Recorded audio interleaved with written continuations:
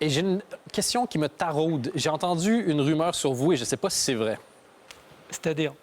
Est-ce que c'est vrai qu'à l'hôpital d'Anvers, on a parfois dû inventer des médicaments parce que vous aviez des maladies qu'eux-mêmes ne connaissaient pas? Ah oui, ça, je dois dire qu'ils ont déjà demandé à récupérer mon corps dès que je serais passé au trépas. Et Ils étaient très déçus en Australie, d'ailleurs. Ils attendaient... C'est un sujet de plaisanterie, en fait, parce que le problème des maladies et des infiniment petits sont des choses qu'on ramène. Moi j'ai plus d'inquiétude par rapport, justement, aux bactéries, aux virus, qu'à un lion, qu'à un python ou un requin, parce que j'ai côtoyé beaucoup d'animaux qui ne m'ont jamais agressé. Mais l'infiniment petit, on le ramène à la maison, et puis on découvre 6 semaines ou 7 semaines après qu'on est squatté par 2 millions de bactéries ou de vers, je parle de millions. Et quand on voit une radio, un scanner de son foie, on se dit mais c'est alien, on voit des trucs qui bougent dans tous les sens, on se dit c'est moi ça. Alors le médecin qui dit vous inquiétez pas, on va trouver quelque chose.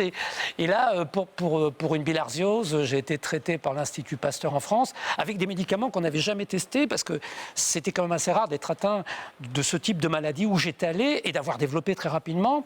Et en fin de compte, j'ai eu du pot aussi parce que j'ai eu plusieurs fois des malarias différentes.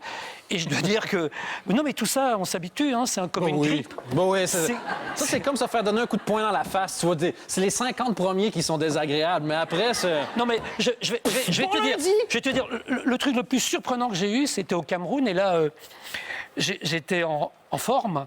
Et alors, je vais aux toilettes. Et puis, je me suis mis à pisser dans un fleuve. Et j'étais là. Puis à un certain moment, je me dis, mais tiens, je pisse rouge. Et en fait, là, j'avais le problème de la bilharziose, donc j'avais du sang. Et ça, c'est la première fois où j'ai vraiment paniqué. Je me suis dit, waouh, ça, je peux rien faire. J'ai dû attendre de rentrer pour me faire soigner. Mais c'est vrai qu'à certains moments, c'est comme quand on fait une crise de palu et qu'on tombe dans les pommes et que la température passe de 40 à 35 en 10 minutes.